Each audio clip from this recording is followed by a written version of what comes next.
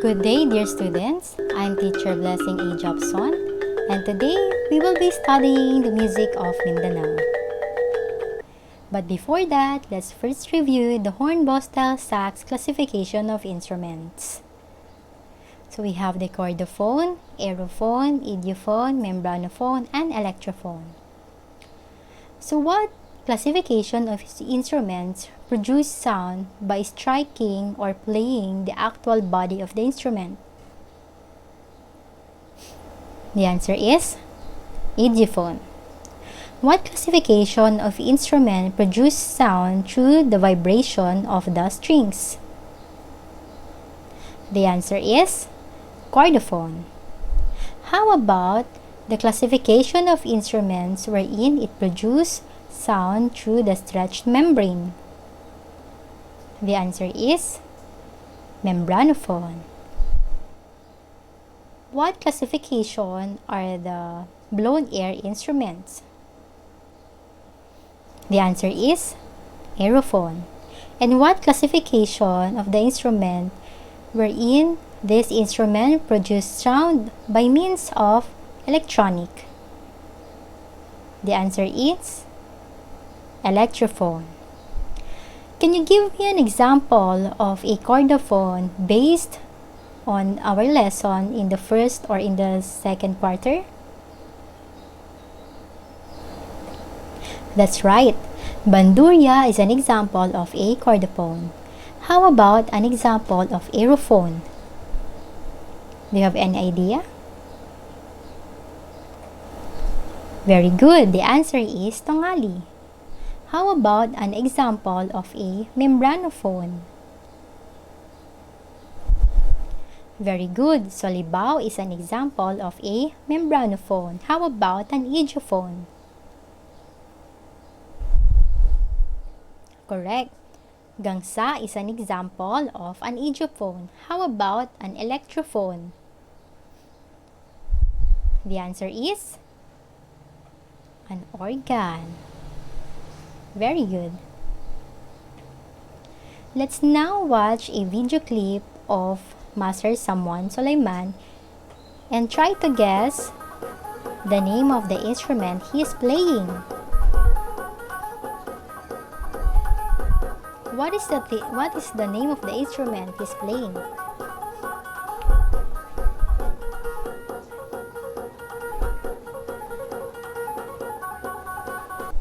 The name of the instrument is kudyapi, and kudyapi is from Mindanao. Our lesson in this quarter are about the music from Mindanao. Through the lessons, one will discover the socio-cultural influences and distinct religious beliefs of the people of Mindanao. An individual performance inspired by examples of music from Mindanao will culminate the educational experience.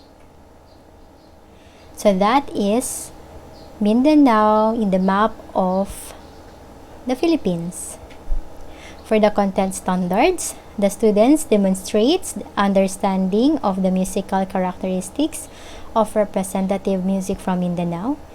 Performance standards, students performs music of Mindanao with appropriate style and expression.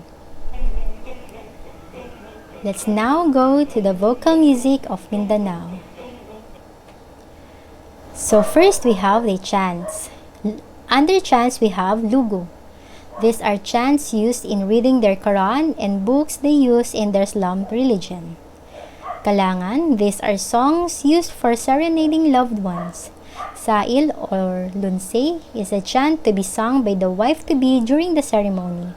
Dikir is a sacred song highlighted by quotations from the Quran. And bayok is a semi-generic term for a lyrical rendition of different improvised texts. We also have the lullaby. Yaya is a song of the Yakans to put the baby to sleep, and bayok is a Maranao term for lullaby. Now let's listen to an example of a traditional vocal music entitled Pok Pok Alimpako.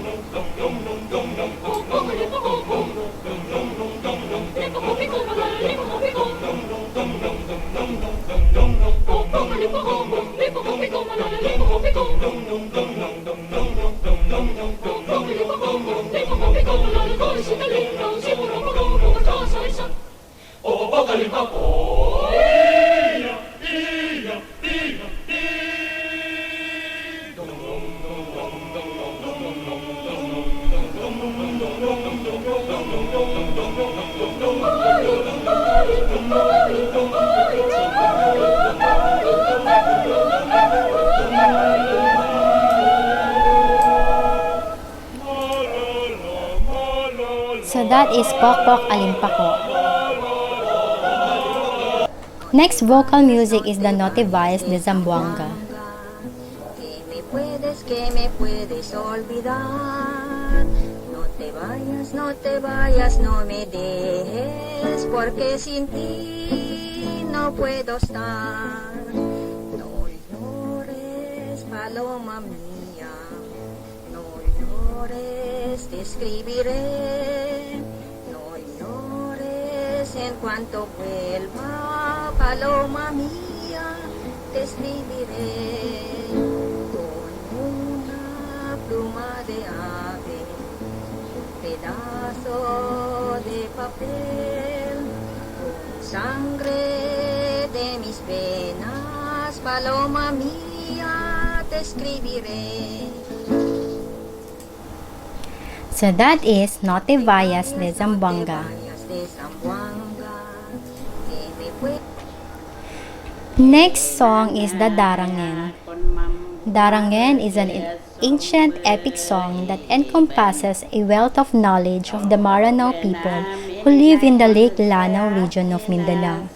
This southernmost island of the Philippine archipelago is the traditional homeland of the Maranao, one of the country's three main Muslim groups. Comprising 17 cycles and a total of 72,000 lines, the Darangan celebrates episodes from Maranao history and the tribulations of mythical heroes. In addition to having a compelling narrative content, the epic explores the underlying themes of life and death, courtship, love and politics through symbol, metaphor, irony, and satire. So let's listen to Darangan.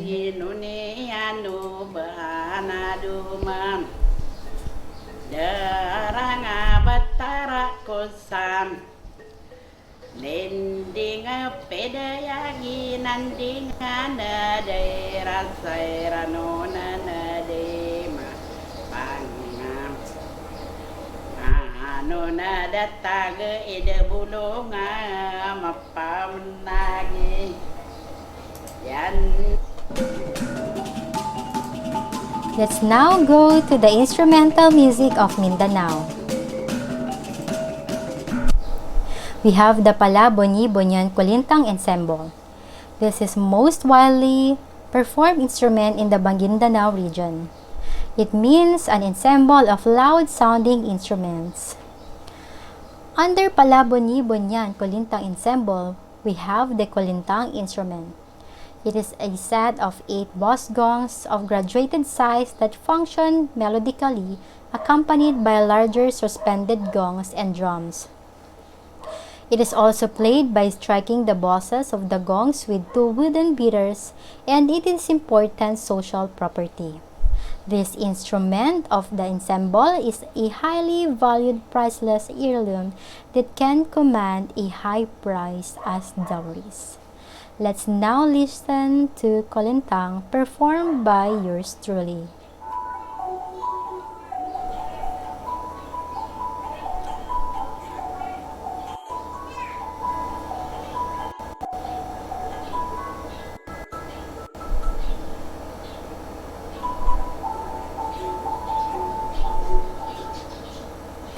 Next instrument is the Gandingan. Gandingan is a set of 4 hanging thin-brimmed bosgongs played by one person and arranged from ascending pitches from the player's left to right. Let's now listen to Gandingan. This is called Gandingan, and we also consider this. So that is Gandingan. Next instrument is the agong. It is a large, deep-rimmed gong vertically suspended, hung in wooden frames. And there is a saying that the agong is played to stop an earthquake or during an eclipse of the sun and moon. Let's now listen to agong.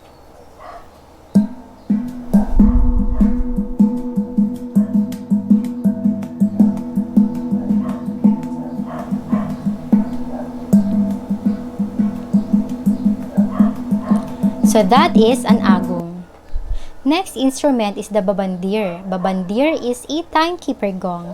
There are all 3 ways of playing the babandir. First is by striking the gong with a pair of the sticks. Second one is by striking the gong's rim with one stick while holding the rim with the left hand. And the third one is by laying the instrument upside down and striking the gong's rim with 2 sticks. And its function in the Palabon-Yibonyan ensemble is to keep the tempo and the rhythm. So that is babandir. That is babandir. Next is the bakan. It is a goblet-shaped drum with a single head covered with goat, lizard, or snake skin struck with a pair of thin bamboo sticks. It keeps the tempo and the rhythm in Palabon-Yibonyan ensemble. And it is heard in various occasions like weddings, water baptism called Paigo Saragat, and curing rites called Kapagipat. Let's now listen to the bakan.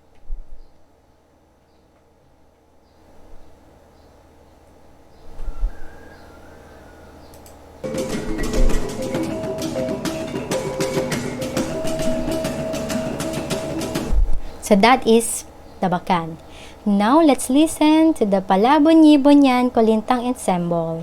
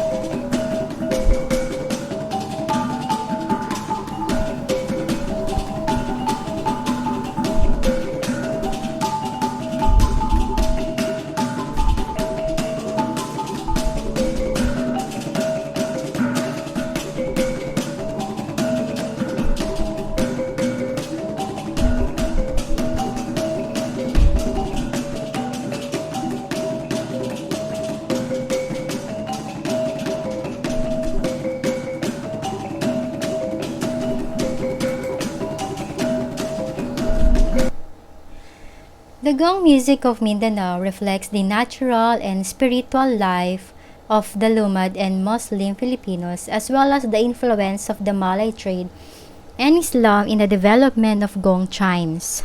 Its many types show the creativity of the Filipinos as they express their emotions, their life events, and their worldview.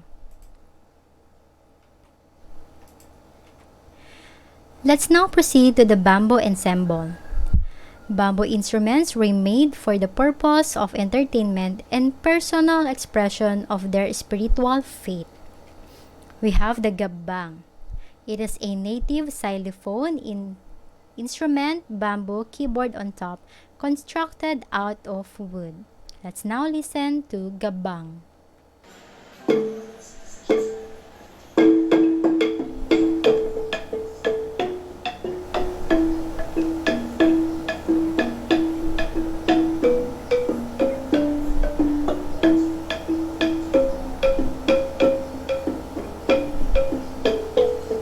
So that is gabbang. Next instrument is the sarong gagandi. It is a guitar-like made of bamboo cut before one nod and after next. Two cords are slit loose side by side from the outer skin fibers of the bamboo itself, and these are given tension by means of bridges. The bamboo instruments from Mindanao show how music and the environment interact in the Filipino way of life. While variations of bamboo instruments exist per ethnic group, these are all unified by the spiritual and personal functions of the music. The creativity of Filipinos is shown in how bamboo is used and adopted to suit the Filipinos' musical life. Next is the solo instruments. First, we have the suling. It is made mainly of tamyang, bamboo, a long thin walled bamboo tube. Its mouthpiece is encircled with a thin band made of rattan near a small hole. Let's now listen to suling.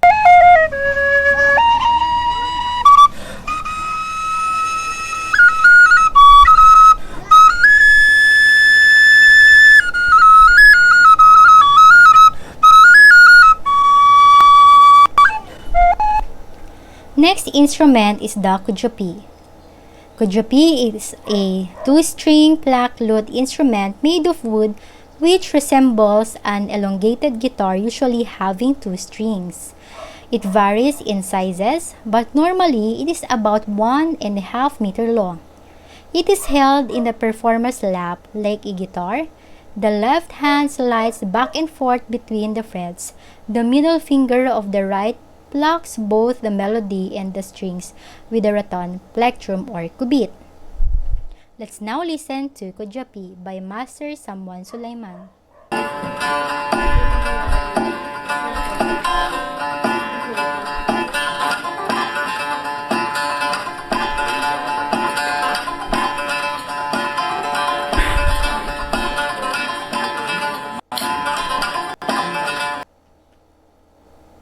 There are two sounds that you can hear in the kudyapi.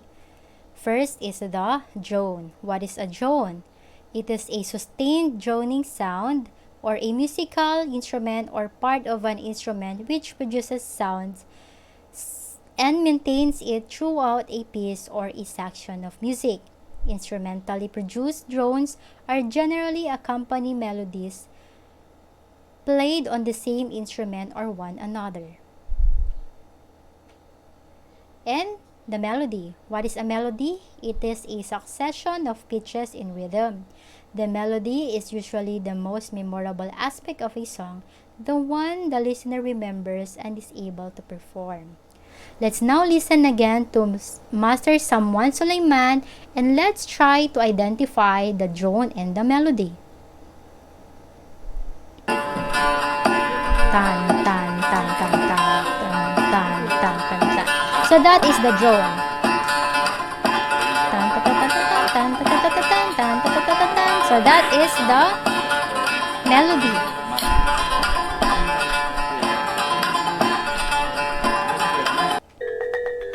The music of the both lutes of Mindanao is a reflection of the natural and spiritual life of the Lumad and the Muslim Filipinos, as well as the influence of Indian culture in the development of both lutes. Its many types show the creativity Filipinos in expressing their emotions, life events, and their worldview. Let's now try to assess you, my dear students. Try to identify the title of the song.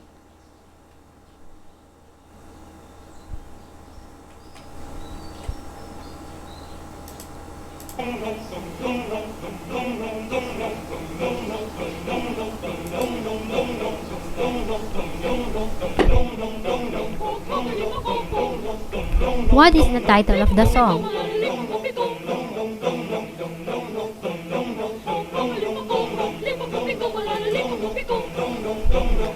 Number 2. Identify the title of the song. Le nana aya kon mambu marga surumbe iban togena mininayon saya tina serunganagem le. Number 3, identify the title of the song. No llores, te escribiré. No paloma. No te vayas, no te vayas. Number 4, identify the name of the instrument.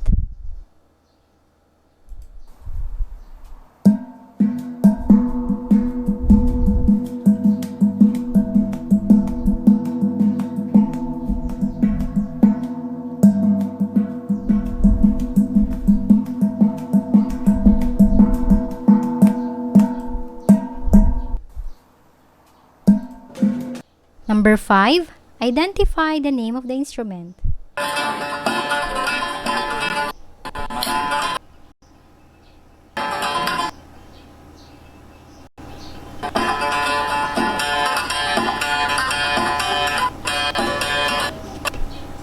Number 6, identify the name of the instrument.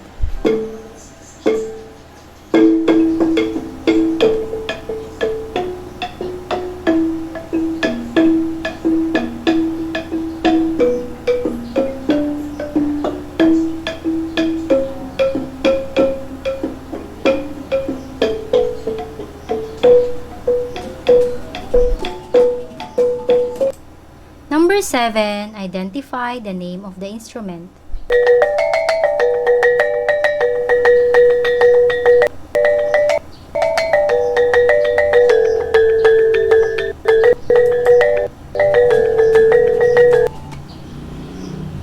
Number 8, identify the name of the instrument.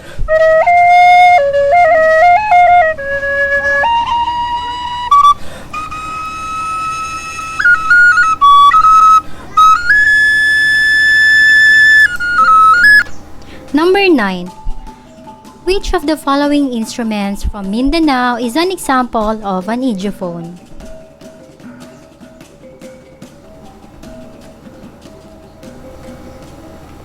Number 10. Which of the following instruments from Mindanao is an example of chordophone?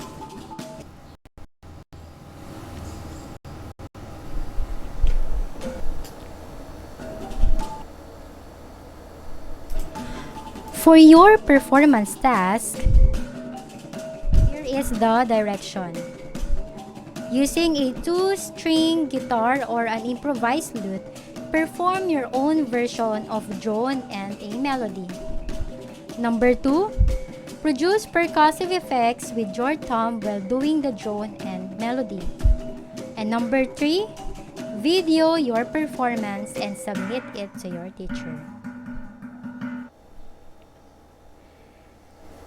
For your performance task for vocal music, here is the directions. First, select one vocal music of Mindanao that you would like to sing. Number 2, out of recyclable and available materials in your home, create an improvised musical instrument that will sound similar to the musical instruments discussed in this lesson, which will be used as your accompaniment while singing. Number 3, wear an improvised costume if appropriate.